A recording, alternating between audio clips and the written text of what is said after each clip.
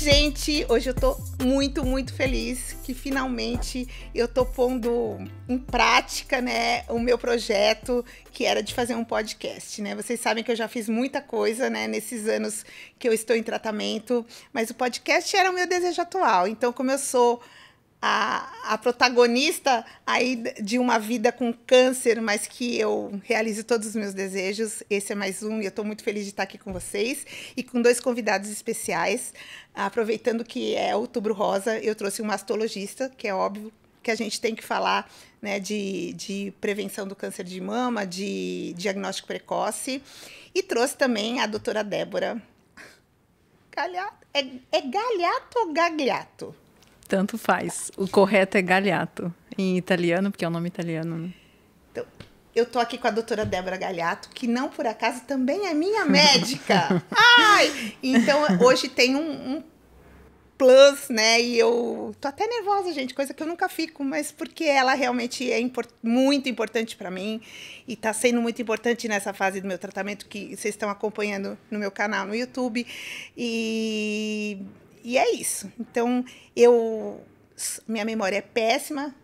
Os meus seguidores já sabem disso, então eu vou deixar que vocês se apresentem, tá? Para eu não ter que decorar nada, para a gente ter um papo leve, fluido, gostoso. Eu tô com o Dr. Silvio Bromberg, que é o idealizador da Jornada Ilustrada da Paciente com Câncer de Mama, um projeto novo dele, que também é muito legal e vocês vão gostar muito. Então, ele mesmo vai falar disso. Tá, seja bem-vindo. Obrigado, é um prazer estar aqui com você, né? Te conhecendo agora, em loco. E eu acho importante esse tipo de conversa, realmente dentro do que tem acontecido em relação a toda a evolução da oncologia de maneira geral e muito mais relacionado ao câncer de mama, em contrapartida até com cada vez diagnósticos mais precoces que a gente vem encontrando hoje em dia. Então, eu sou mastologista, eu trabalho no Hospital Israelita Albert Einstein, na BP Mirante, né? Eu sou cirurgião, mastologista, né? E estou aqui disponível para falar o que você achar que é pertinente, né? Conta do seu projeto, então. Então, esse é um projeto, na verdade é assim, já há alguns anos, na pandemia eu lancei um livro para pacientes, porque na minha prática diária eu percebi que realmente existe uma dificuldade de entender um pouco a linguagem ou o raciocínio do médico. Eu escrevi um livro que eu acredito que ele seja bem didático, que tem depoimento de pacientes, inclusive, para tentar ajudar. Mas eu percebi que de 2020 para 2024, nesses anos, as pessoas elas leem menos e a leitura em si, o livro, ele chega menos a quem mais precisa, entendeu? E aí eu idealizei no final do ano passado de fazer tudo o que envolve a jornada de uma paciente, ou seja, o conhecimento básico, desde o que é uma anatomia da mama, todo o processo diagnóstico, todas as medicações, como funciona cada medicação, o que é uma biópsia, o que é uma punção, o que é o linfonodo sentinela, o que é uma cirurgia grande, uma cirurgia pequena, enfim.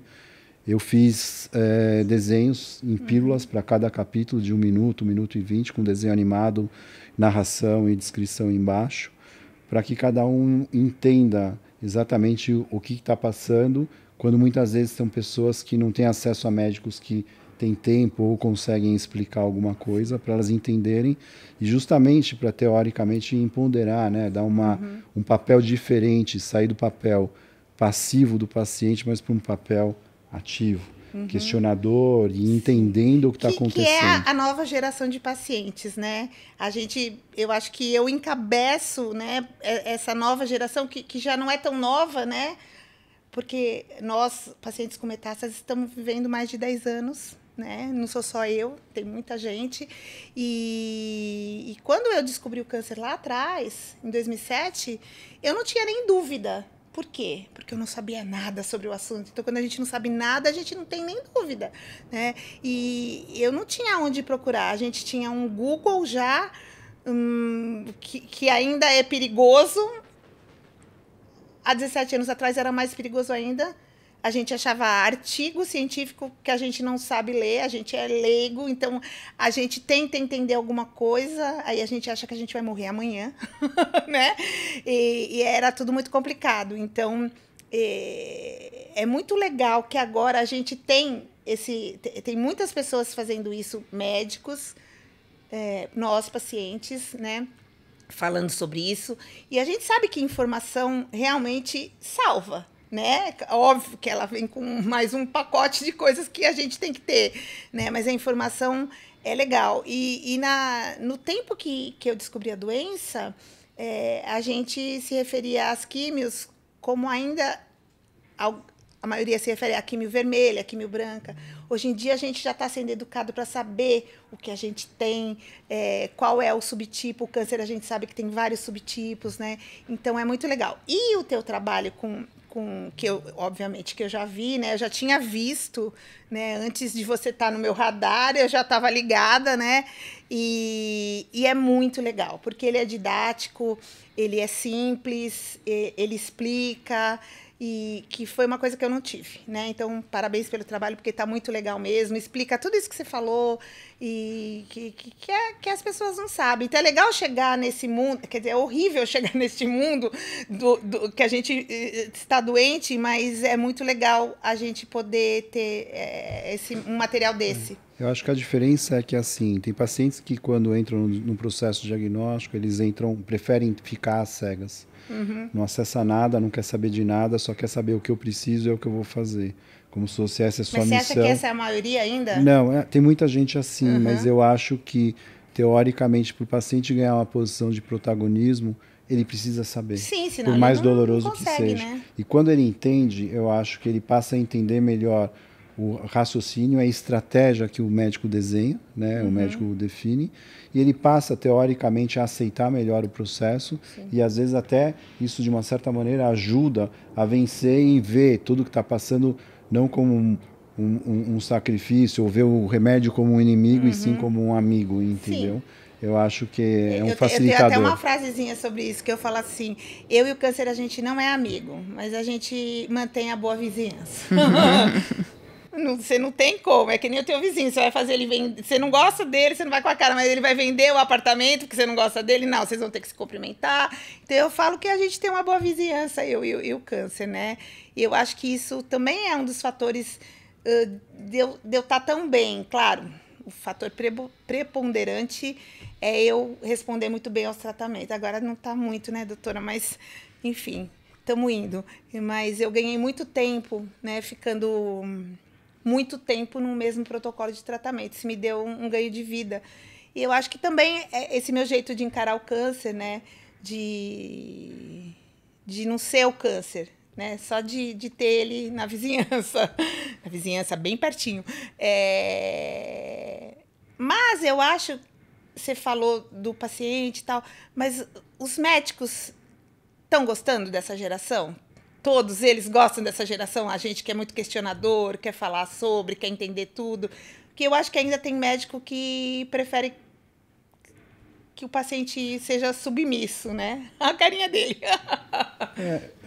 Eu acho isso, mas é claro, de maneira geral, é mais fácil quando não tem questionamento. Mesmo quando você é pai e teu filho questiona muito, é mais fácil porque tem perguntas que podem ser mais difíceis ou inconvenientes. De responder. Mas eu penso que é uma maneira até do próprio paciente triar quem é o médico que ela está tendo. Porque, por exemplo, se tem uma paciente que eu encaminho para a Débora, por exemplo, e a paciente pergunta uma coisa e ela, eventualmente, claro que não, mas desse uma sinalização que ela não sabe explicar quando o paciente pergunta o que ela está fazendo, ou como funciona tal medicação, ou o que isso pode trazer de bom ou ruim, isso, teoricamente, gera um senso crítico para o paciente saber, opa, será que eu estou no médico certo? Então, acho que o conhecimento, ele faz toda a diferença, né? Não sei, Débora. Bom, já que a gente está falando de doutora Débora é aquela médica que eu chego com a minha listinha, mas eu nem preciso. Ela fala tudo que estava na minha cabeça, parece que ela lê o meu pensamento. Ela lê, Mas qual que é a tua opinião sobre isso? Bom, primeiro é um prazer estar aqui com você hoje, Jussara. E é um privilégio cuidar de você, porque Eu falo que eu sou iluminada, que eu tenho pacientes com energia incrível, né? Que chegam no meu consultório, enchem a sala de boa energia, a gente troca informação. E fazer o que eu faço, eu acho que é um exercício diário de entender a demanda de cada paciente e estabelecer a melhor estratégia para cada caso de forma personalizada, né? Eu costumo dizer que eu tô na oncologia mamária desde 2000, que foi o ano que eu entrei na faculdade. A primeira semana eu acompanhei um médico que fazia oncologia mamária, me apaixonei pela forma como as pacientes olhavam aquele médico com aquela admiração. Eu falei, é isso que eu quero fazer. E desde o primeiro ano da faculdade de medicina, eu falei, eu quero fazer oncologia para ser especialista em mama. E fui aí atrás. E uma coisa que eu percebo, né? Depois que eu terminei minha formação aqui no Brasil, eu fiquei uns anos nos Estados Unidos, no MD Anderson, na Universidade do Texas. E o que me chocou muito foi, já na época, em 2011, quando eu cheguei lá, que as pacientes questionavam. Elas vinham trazendo artigo científico para a equipe médica que estava cuidando, falando da importância de escolher tal remédio em detrimento daqueles, de começar aquele tratamento no tempo correto. Isso me impactou muito, porque não era uma coisa que eu via aqui no Brasil, na época que eu fiz minha residência no AC Camargo, 2009. Então, isso sempre me chamou a atenção e eu vi aquela sede por informação. 2009 eu já estava doente. Por saber tudo. Eu vi aquilo como muito bom. Eu sentava com elas e queria conversar, que elas entendessem tudo o que estava acontecendo, e eu acho que isso só ajuda. Porque você entender a sua jornada, você consegue se preparar a sua vida pessoal, a sua vida aí em termos de questões financeiras da família, você preparar o que você vai fazer no seu trabalho. E eu acho que isso só faz bem para o paciente, né? Então, a gente não pode ter medo de orientar e saber que o paciente entenda tudo que está relacionado àquele tratamento e àquele contexto específico. Então, como você falou, eu adoro, né? Eu gosto de que o paciente entenda quais são os efeitos colaterais, o que esperar, porque isso faz com que o tratamento vá melhor, o paciente tenha uma melhor experiência e possa se expor da melhor forma possível ao tratamento. Se você não falar nada, às vezes ele vai ter uma toxicidade que ele não vai intervir precoce. Por exemplo, a diarreia, que é um efeito colateral do nosso tratamento que a gente está hoje. Se o paciente não sabe, ele não toma Imosec, aí ele pode vir ao centro de oncologia desidratado, com alteração da função renal, isso pode fazer eu parar o tratamento. Então, é muito melhor, né? Eu acho que é um ganha-ganha. O médico ganha podendo oferecer a melhor dose, a melhor intensidade, e o paciente também está preparado com menos efeito colateral, pode ter uma questão familiar, inclusive, profissional envolvida em termos de planejamento, né? Então, eu vejo com ótimos olhos.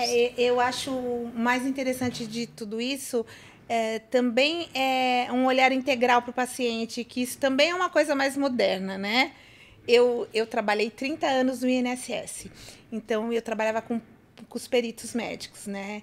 Então eu ouvia muitos absurdos em relação a conceder um benefício ou não para o paciente por conta da aparência. Tem câncer de mama, veio toda emperequetada, eu ouvia isso na Copa, tomando cafezinho, porque a gente era colega de trabalho ali, né? Então, eu olhava o paciente. Então, assim, uma paciente não pode estar arrumada, estar bonita, fazer o que eu estou fazendo agora, não viver o câncer, só o câncer, né? A gente, é o que eu falo, eu protagonizo a minha vida, né? O câncer é um coadjuvante, mas a atriz principal sou eu, né? A estrela, né? E então o médico que olha para esse paciente não só como a doença que ele tem, não só como um prescritor de tratamento, mas sabe a biografia desse paciente, né? Então, sabe o que eu gosto, o que é importante para mim, que eu tenho 2 filhos, que eu tenho um neto que mora nos Estados Unidos, que eu quero ir ver esse neto, que eu preciso ter uma pausa no tratamento, até porque um tratamento metastático, a gente consegue também negociar essas coisas. Talvez num tratamento primário não, precise fazer aquilo, mas num tratamento metastático, se eu estiver errado, você me corrige, né? Isso também tem que ser olhado, que é importante para o paciente, porque todo mundo pode morrer amanhã, mas a gente tá com o pezinho na cova um pouco mais afundado, né? Então, isso para mim é primordial, assim, preponderante, é óbvio que eu quero ter o melhor tratamento tecnicamente falando, né? Mas eu poder ter esse olhar. Eu te admiro muito porque eu acho que você, e eu vejo isso no nosso dia a dia, né? Você vive a sua vida, você vive plenamente, eu vejo você comemorando seu aniversário. Muito! Você viaja, você aproveita a sua família, você vai à academia, você vive uma vida normal. E você não deixa o tratamento e o câncer te frearem e te impedirem de viver uma vida plena. E eu acho que é assim que tem que ser. E a gente já está, por exemplo, eu sei que você tem essa necessidade de ter, não folgas necessariamente, mas a gente está num tratamento endovenoso, a gente já está planejando uma pausa para um tratamento via oral para que você possa viajar, para que você possa ver sua família. E eu acho que isso é fundamental, né? Eu adoro saber da vida das pacientes, porque eu quero entender quais as necessidades. Eu me lembro de uma paciente que diagnosticou um câncer de mama metastático também para os ossos, e ela tinha uma viagem para conhecer os netos que tinham nascido na Suíça, e ela começou a tomar um inibidor de ciclina 4/6 com terapia endócrina, e ela falou, nossa, eu não estou sentindo nada, como é que esse tratamento está funcionando? Eu não vou viajar antes de saber. Eu fiz um PET para ela com 1 mês, que é uma coisa que a gente não faz, mas você vai adaptando para aquela situação para que ela possa viajar tranquila. Segura para viajar, né? O paciente tem essas coisas, a gente quer fazer um monte de exame. Eu sei que nem toda hora tem que fazer o tal exame. Pô, mas sem viajar com um PET que tá respondendo, tá no caminho certo. Né? Porque eu não troco nada pela minha segurança. Exato. Eu fico sem ver neto, sem ver filho, sem ver ninguém, porque eu realmente sou a pessoa mais importante desse mundo. Né? Então, isso eu também aprendi, né? Porque, principalmente nós, mulheres, da tua geração nem tanto, mas da minha geração para trás, né? A gente vive muito para o outro, né? A gente cuida muito de todo mundo. E isso o câncer me ensinou. Se eu não cuidar de mim, ninguém vai cuidar. Eu posso ser amada, querida e tal, mas eu tenho que querer muito. Você sabe que não é fácil. Né? Então, se a gente não quer muito, fica mais difícil. Então, eu acho que eu saio na frente. Mas já que a gente está falando em sair na frente, eu não posso trazer você aqui e não perguntar coisas tipo assim, como é que estamos nesse mundo da oncologia? Você que transita aí, né? Nos congressos todos, que é tão festejada, né, como médica, e você é uma estudiosa e isso é muito legal, ser paciente de uma médica que se dedica tanto. Eu acho que assim, todos os médicos se dedicam, não é fácil ser médico também, né? Ser paciente não é fácil, mas ser médico também não é fácil, é quase que um sacerdócio, né? E a gente tem boas notícias. Muito, assim, eu estudo muito, como você falou, sou engajada em pesquisa clínica também, em câncer de mama. E, de fato, hoje a gente vê um mundo de novas medicações surgindo para tratar mulheres com câncer de mama e prolongar a sobrevida com qualidade. Então, os anticorpos droga conjugados, você está sendo exposta a um que foi recentemente aprovado. Eles estão revolucionando o manejo do câncer de mama. A gente tem 2 no Brasil aprovados, que é o sacituzumab govitecan e o trastuzumab deruxtecan, mas tem pelo menos 2 em vias aí de estudos muito próximos de serem aprovados. Então, 2 novos que vêm para tratar cada vez melhor. Então, te diria que no pipeline tem mais de 50 anticorpos droga conjugados aí em desenvolvimento, mais 2 para câncer de mama muito próximos de virem. Novas drogas que atuam na via endócrina, porque a gente sabe o quanto é pouco, é escasso que a gente tem, né? A gente tem os inibidores de aromatase, a gente tem o tamoxifeno, o fulvestranto, mas acaba rápido. E a gente sabe que essa via é relevante ainda em câncer de mama. Então, hoje vem as novas drogas que são muito mais potentes, que prometem aí superar a resistência, inclusive como você, quem já fez inibidor, já fez tamoxifeno, já fez fulvestranto, para a gente poder reexpor de novo os novos agentes endócrinos. Então, vem um grupo aí enorme de novos agentes, novas drogas-alvo. Então, a gente sabe que tem vias do ciclo de dentro da célula tumoral que são muito relevantes para a agressividade dela. Então, vem aí medicações específicas que bloqueiam vias relevantes, como os inibidores de AKT, os inibidores novos de PI3K, os inibidores de mTOR e de PI3K juntos. Então, são vias, são a sopa de letrinhas, né? Mas são vias que estão atuando na proliferação da célula, que se você bloqueia, você pode ter um benefício grande.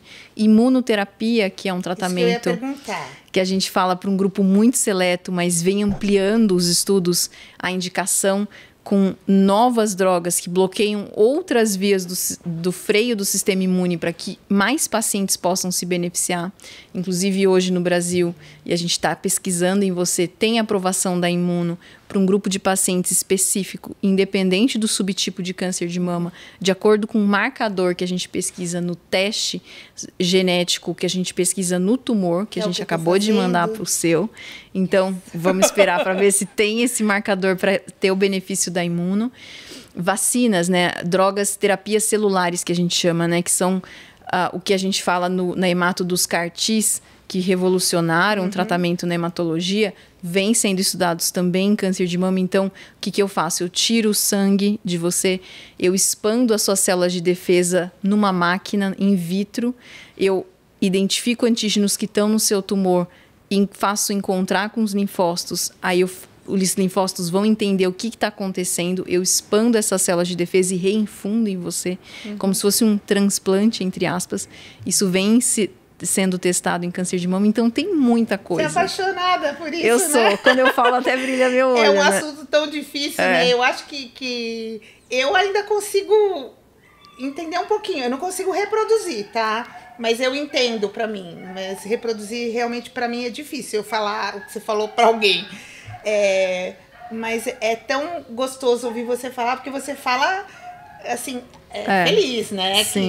Que a gente tem esperança. Porém, o câncer de mama continua acontecendo, né, doutor?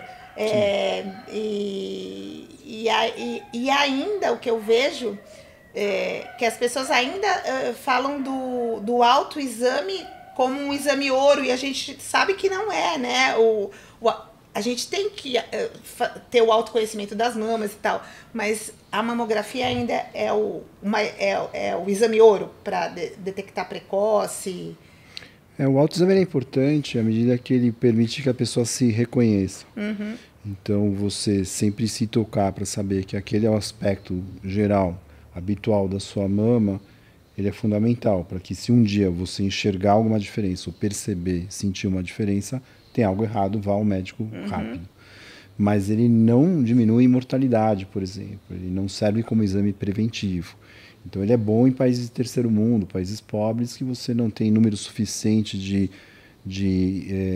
mamógrafos, aparelhos para as pessoas terem acesso. Mas o padrão ouro para rastreamento, de maneira geral, né, para o que a gente chama de pacientes de risco padrão, que é 80% das pacientes em geral, que são aquelas que não têm história familiar, não tem nenhuma herança genética recebida dos ascendentes, é a partir dos 40 anos, mamografia anual. Esse é o padrão. Isso também há controvérsias, né? Porque não é o que se... É o certo com 40 anos, mas no Brasil acho que é 50 anos. Não, isso são duas questões, né? O INCA recomenda a cada 2 anos a partir dos 50, e as sociedades de mastologia, oncologia, radiologia preconizam a partir dos 40 anual. Existem diferenças entre os diversos países do mundo. Os Estados Unidos tem outra métrica, assim como na Europa, claro, mas o que a gente recomenda hoje, em termos gerais, existe um consenso para a classe médica que trabalha com câncer de mama, que o ideal é começar aos 40 anos. E o ultrassom das mamas não substitui nada? O ultrassom ele é um exame complementar. Veja, mesmo uma mamografia, se eu pegar 100 pacientes e para fazer mamografia, supondo que elas façam no melhor aparelho do mundo, provavelmente 96 não vão ter nada e 4 a 6 vão ter câncer e o exame vai vir normal. A ultrassonografia, essa proporção chega a 10, 15%, ela é um pouco pior. Então, os exames, na verdade, eles se somam. Então, quando você faz uma mamografia e ultrassom, é para você aumentar o que a gente chama de acurácia, vamos dizer assim, a margem de acerto. Ou quando você ainda acrescenta uma ressonância, que tem uma sensibilidade maior que a mamografia e o ultrassom, você procura mapear da melhor maneira possível aquela mama para, enfim, ou um diagnóstico ou um tratamento. Então, os exames, eles solitariamente, eles podem servir, a mamografia, por exemplo, como uma triagem de rastreamento. Mas muitas vezes se acha uma coisa, isso tem que ser melhor pesquisado. Ainda mais na mulher jovem, né, Jussara? Porque geralmente, quanto mais nova a mulher, mais tecido mamário glandular ela tem. E a mamografia fica menos capaz de detectar os nódulos. Aí o ultrassom é importante para associar essas mulheres. E a gente tem visto um aumento de incidência importante na faixa etária mais jovem, especialmente nas mulheres com menos de 40 anos de idade. Eu conheço muitas. Eu tenho até muitas parece, no consultório. Assim, no meu sentimento de convivência, parece que só tem mulher jovem. Eu descobri o câncer, eu tinha 42 anos. Era jovem. Muito. Mas as meninas estão descobrindo o câncer antes dos 30. Hoje mesmo, eu tive uma convidada aqui numa outra gravação que teve com 27. Tem acontecido. Mais duas aí que a gente vai gravar que também tiveram antes dos 30 anos, né? Então, acho que é óbvio, os estudos existem, né?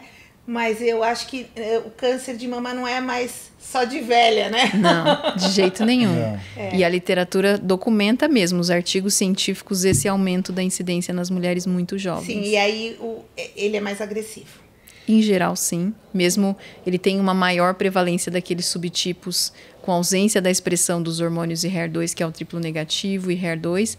Mas mesmo dentre os tumores hormonais, quando você avalia, né, compara um grupo de mulheres jovens com mais velhas, as jovens, mesmo com tumor hormonal, elas têm um risco maior de recidiva. Por isso que o médico precisa tratar, às vezes, um pouco mais de agressividade. Essas mulheres tendem a não ser tão aderentes ao tratamento anti-hormonal. Então, tem uma série de aspectos aí que podem também contribuir para esse prognóstico pior. E o triplo negativo continua sendo... tem um triplo negativo. O que eu falo para as pacientes? Que é o subtipo que o médico não pode errar de jeito nenhum, porque fazer a melhor sequência de tratamento, as melhores medicações no tempo ideal é fundamental para a cura. Então, hoje ele já não é tão triplo negativo, ele já tem marcadores que a gente usa para tratar. Então, imunoterapia já é realidade, tanto na doença localizada quanto metastática, imunoterapia.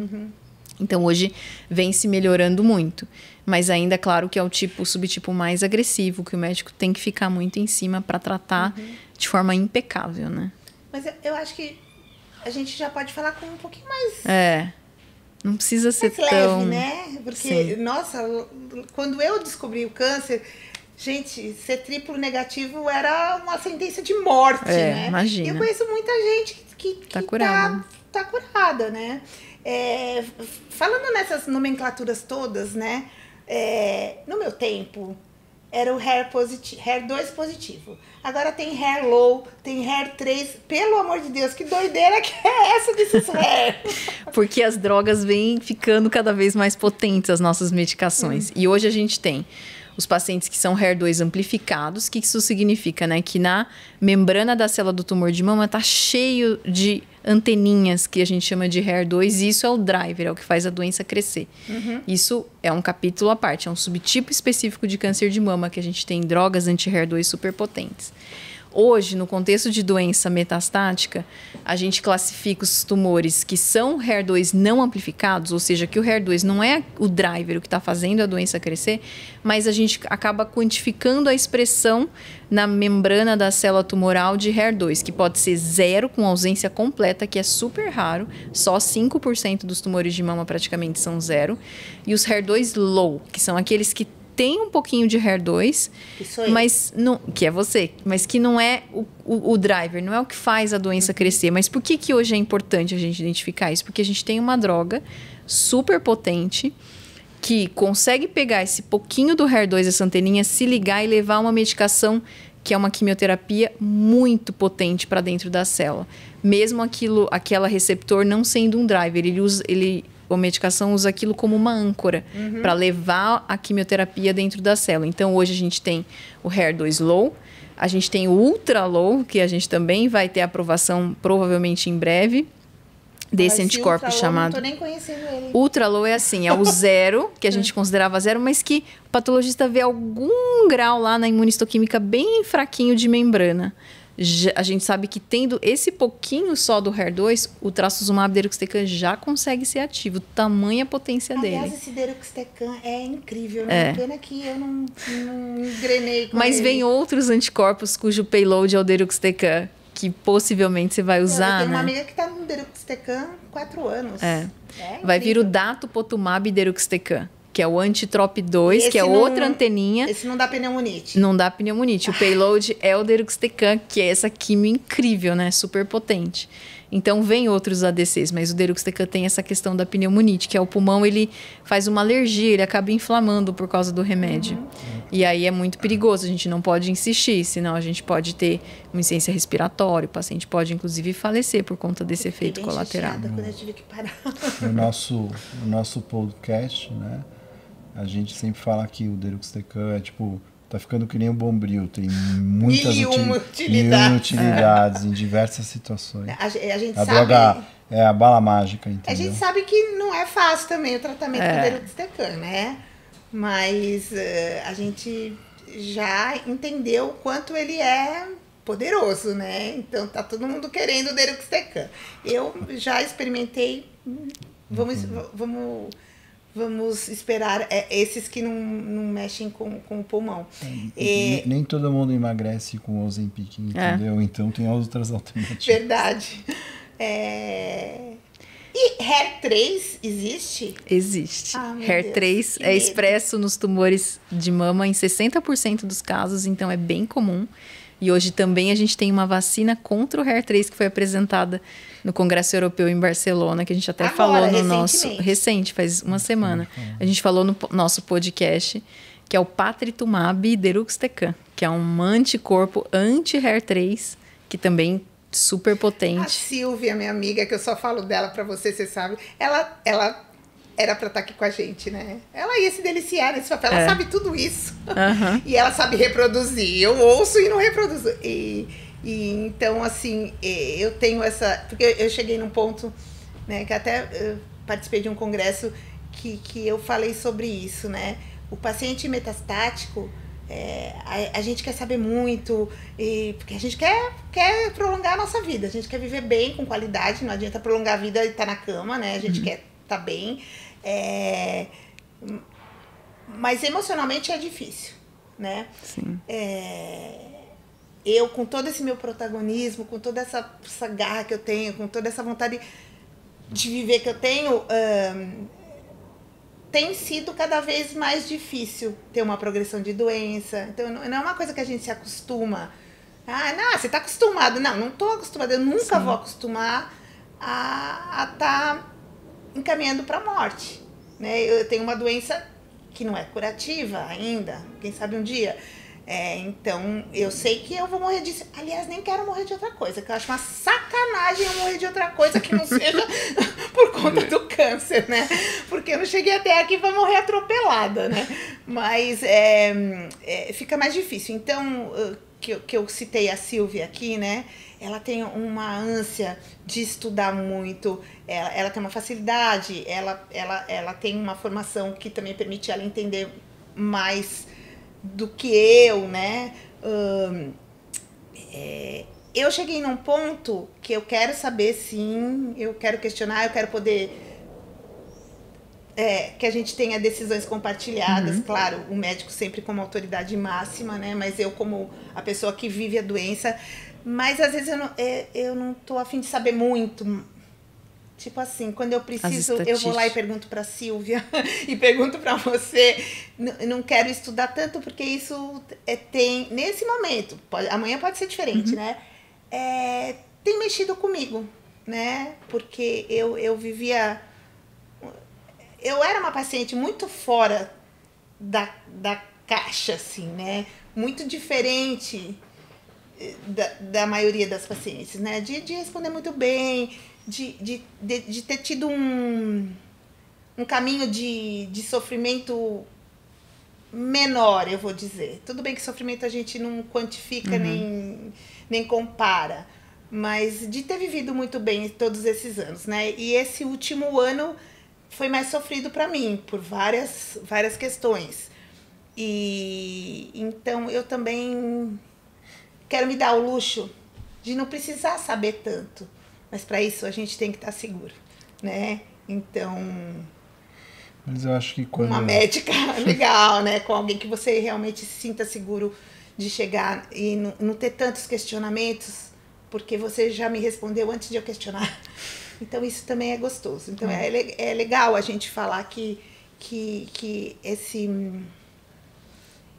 esse vínculo médico-paciente também é importante, essa confiança. A gente também poder descansar um pouco, né? A gente poder ser só paciente. É legal o questionamento, é legal essa nova geração que a gente falou aqui desde o começo, é muito legal, isso é necessário. Mas assim, a gente também precisa descansar um pouquinho, sabe? Fala, doutor. Acho que são coisas um pouco diferentes.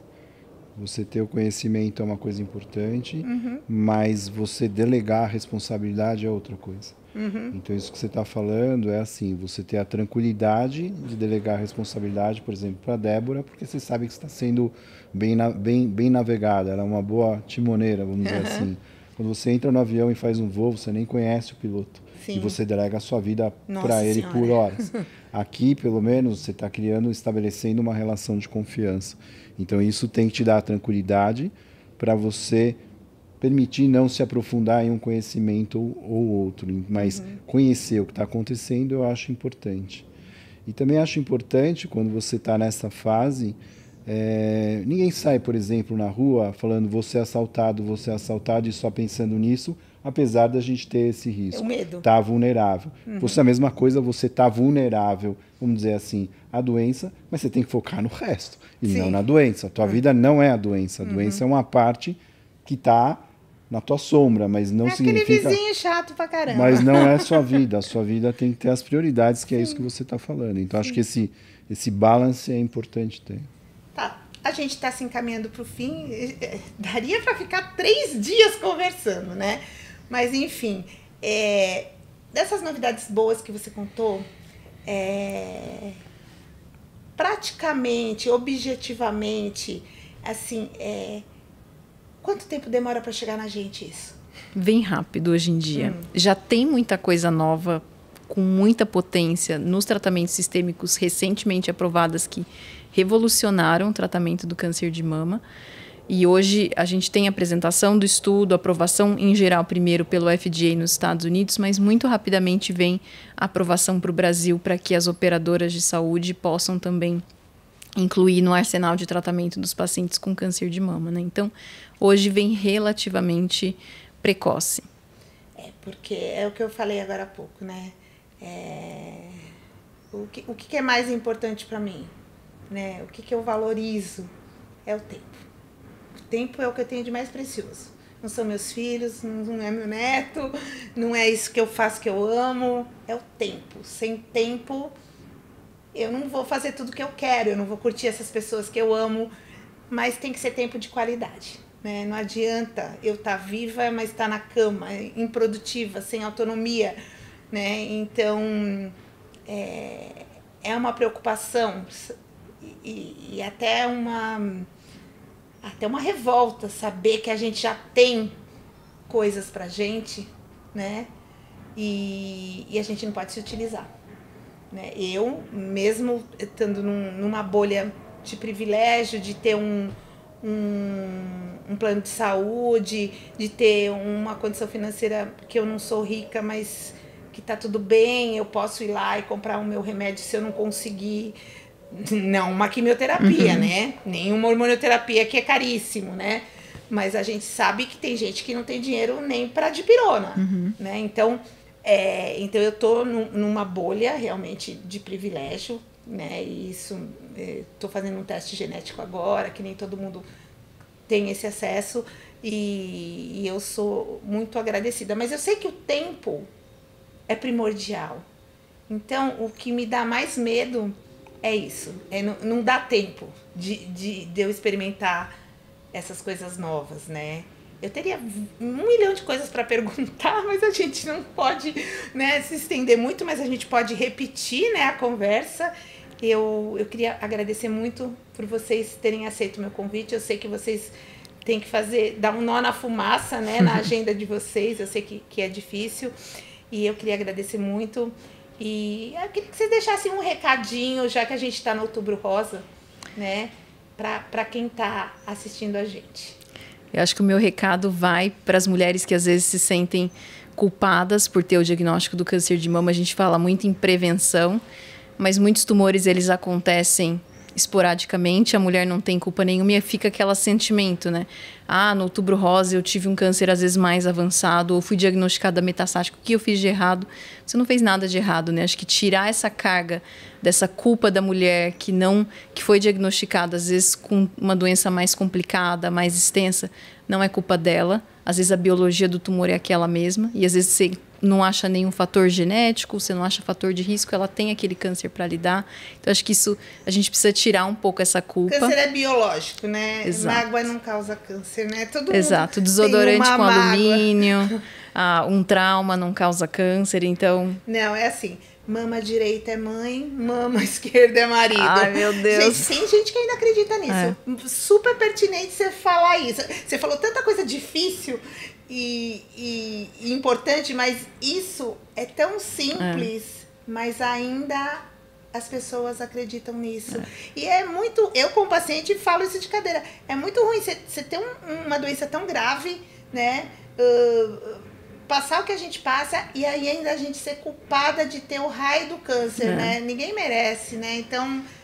Acho que é um recado importante. Recado maravilhoso. E o último que acho que é importante falar de câncer de mama metastático. A gente fala muito de cura, de vencer o câncer, de superei, mas como você falou, muitas mulheres diagnosticam tumor metastático ou fazem o tratamento correto e a doença recidiva, não foi culpa de ninguém.